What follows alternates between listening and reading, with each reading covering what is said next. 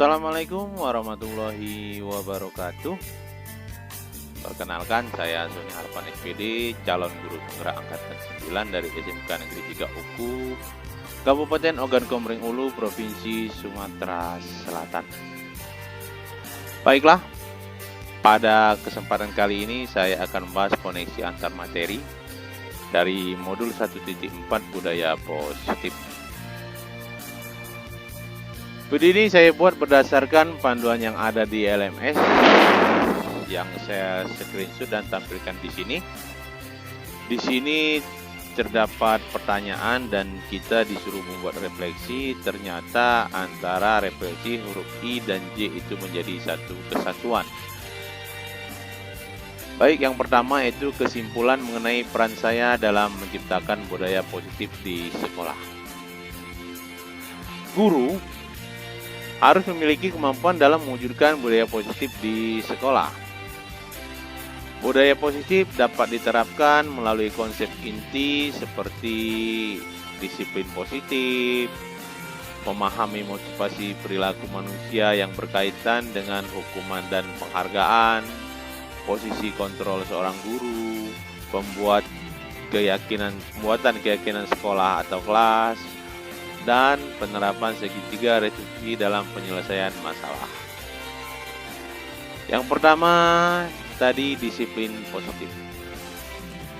Maksud dari disiplin positif adalah cara penerapan disiplin yang mengajarkan anak bertanggung jawab dan menumbuhkan kesadaran diri berdasarkan nilai-nilai kebajikan.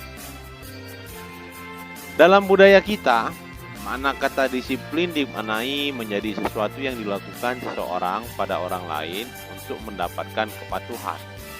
Bahkan kita cenderung menghubungkan kata disiplin dengan ketidaknyamanan.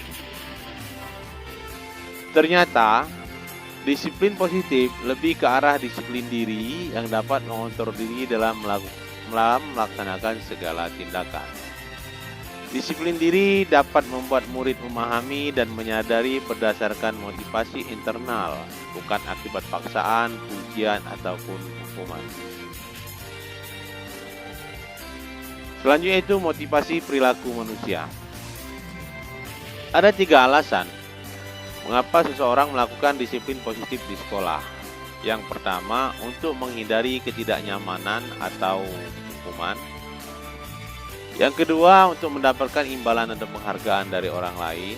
Sedangkan yang ketiga adalah untuk menjadi orang yang mereka inginkan dan menghargai diri sendiri dengan nilai-nilai yang mereka percaya. Jika murid hanya motivasinya hanya untuk menghindari ketidaknyamanan atau hukuman atau untuk mendapatkan imbalan atau penghargaan dari orang lain, maka itu motivasinya disebut motivasi eksternal.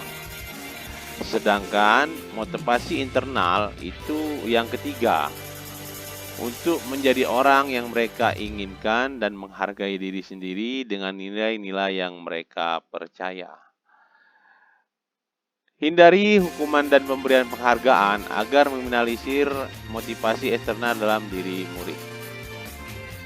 Selanjutnya itu posisi kontrol seorang guru. Terdapat 5 posisi kontrol seorang guru, yaitu sebagai penghukum, di mana seorang penghukum bisa menggunakan hukuman fisik maupun verbal. Orang-orang yang menjalankan posisi penghukum itu senantiasa mengatakan bahwa sekolah memerlukan sistem atau alat yang dapat lebih menekan murid-murid lebih dalam lagi. Posisi kontrol kedua yaitu sebagai pembuat rasa bersalah. Pada posisi ini biasanya guru akan bersuara lembut. Pembuat rasa bersalah ini akan menggunakan keheningan yang membuat orang lain merasa tidak nyaman, bersalah, atau rendah diri. Sedangkan posisi kontrol yang ketiga yaitu sebagai teman. Guru pada posisi ini tidak akan menyakiti murid, namun akan tetap berupaya mengontrol murid melalui persuasi. Posisi teman pada guru bisa negatif ataupun positif. Sedangkan posisi kontrol yang keempat yaitu pemantau. Memantau berarti mengawasi. Pada saat kita mengawasi, kita bertanggung jawab atas perilaku orang-orang yang kita awasi.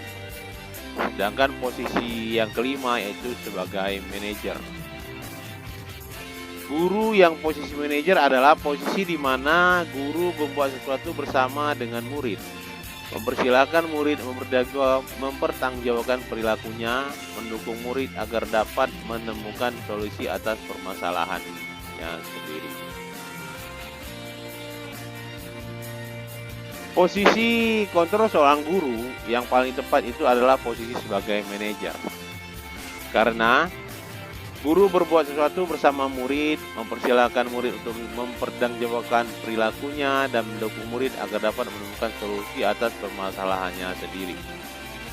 Posisi manajer mengacu pada restitusi yang dapat menjadikan murid sebagai manajer bagi dirinya sendiri sehingga tercipta identitas positif atau berhasil pada murid.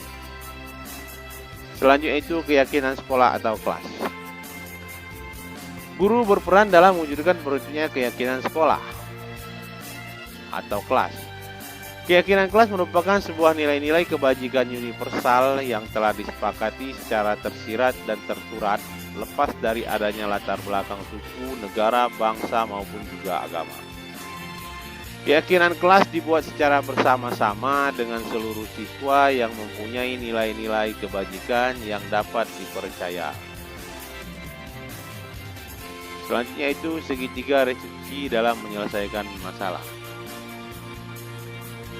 Guru yang berperan sebagai manajer menggunakan segitiga restitusi dalam menyelesaikan masalah. 3 tahapan segitiga restitusi, yang pertama yaitu menstabilkan identitas, yang kedua validasi tindakan yang salah, yang ketiga menanyakan keyakinan. Sedangkan tujuannya menghasilkan murid yang mandiri dan bertanggung jawab. Keterkaitan materi antara budaya positif, filosofi Ki Hajar Dewantara pada modul 1.1, modul 1.2 nilai dan peran guru penggerak, modul 1.3 visi guru penggerak. Pada modul 1, filosofi KHD, dengan menjalankan budaya positif di sekolah, maka akan mempermudah tercapainya tujuan pendidikan nasional sesuai dengan filosofi KHD, yaitu pendidikan yang berpihak pada murid dan bersifat menuntun kodrat yang ada pada murid. Sedangkan kaitan antara budaya positif dengan nilai dan peran guru penggerak, budaya positif dapat terwujud jika seorang guru memiliki 5 nilai guru penggerak yaitu berpihak pada murid, mandiri, reflektif, kolaboratif, dan inovatif.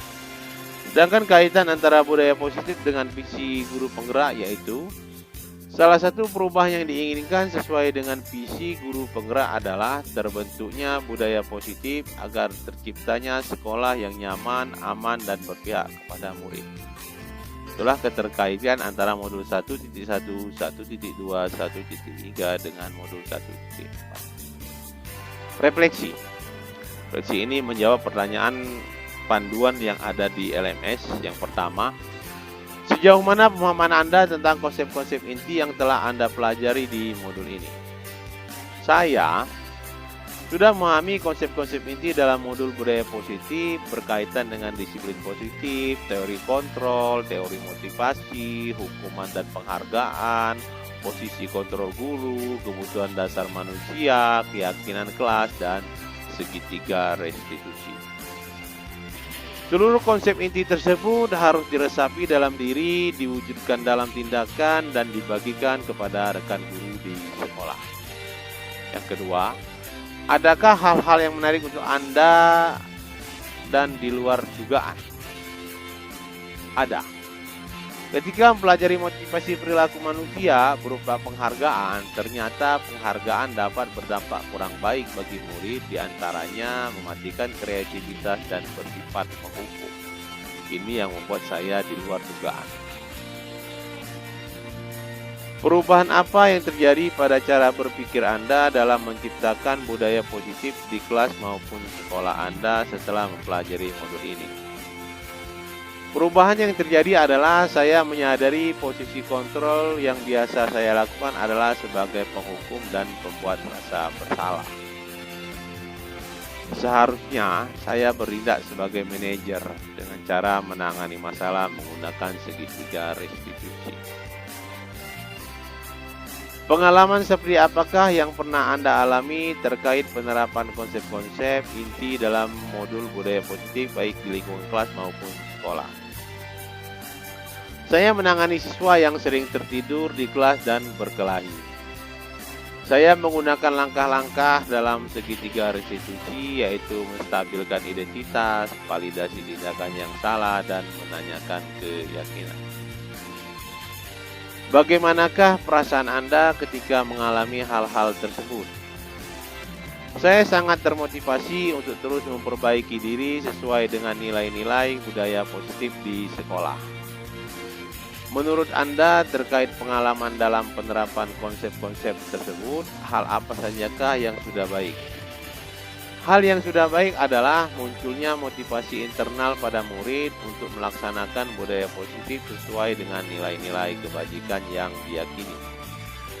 Adakah yang perlu diperbaiki?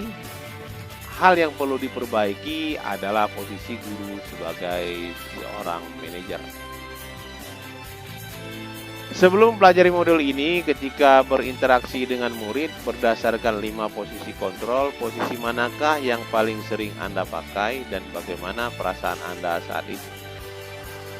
Sebelum pelajari modul ini, ternyata posisi kontrol saya adalah sebagai penghukum dan pembuat rasa bersalah.